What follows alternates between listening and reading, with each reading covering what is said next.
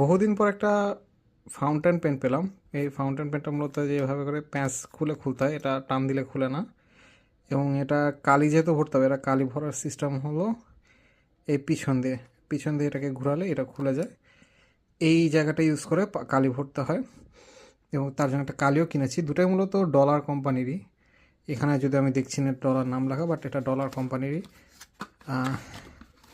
সেই আগেকার দিনে যখন দোয়াত কালি ছিল, আমরা যদিও পাইনি, বাট একসময় হয়তো ছিল।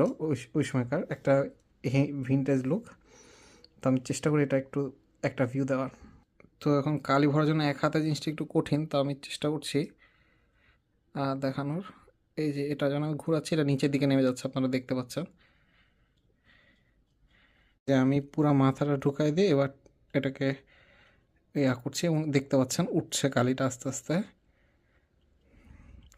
প্রথমেই বলে নিই যে এটা কি কোনো প্রোডাক্টিভিটির পার্ট কিনা, না এটা কোনো প্রোডাক্টিভিটির পার্ট না। এই যে আমি উঠে ফেললাম।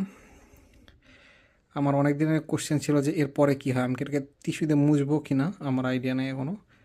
তো যাই হোক, একটু আমি দাগ দিয়ে দেখি যেটা আদৌ লিখতেছে কি না। হ্যাঁ, এটা লিখতেছে এবং একটু উইয়ার্ড অবভিয়াসলি, এটা কীভাবে লিখতে হবে দেখি। তো কালিটা ভরার পরে যে এটাই মধ্যে এরকম দেখাচ্ছে, এভাবে প্যাচ দিয়ে লাগাতে হবে আর প্যাচ খুলতে হবে কলমটা। এবং লিখছে, এখনও আমি আসলে জানি না যে এটা কীরকম, তবে হ্যাঁ, নর্মাল একটা কলমে যদি আমি একটা রেফারেন্স হিসেবে ধরি, এটা একটা নর্মাল পেন। এটা কালির চেয়ে এটার কালিটা বেশ হালকা বলে মনে হচ্ছে। এই যে এটা একটা পাইলট পেনের কালি, আর এটা আমাদের ফাউন্টেন পেনের কালি।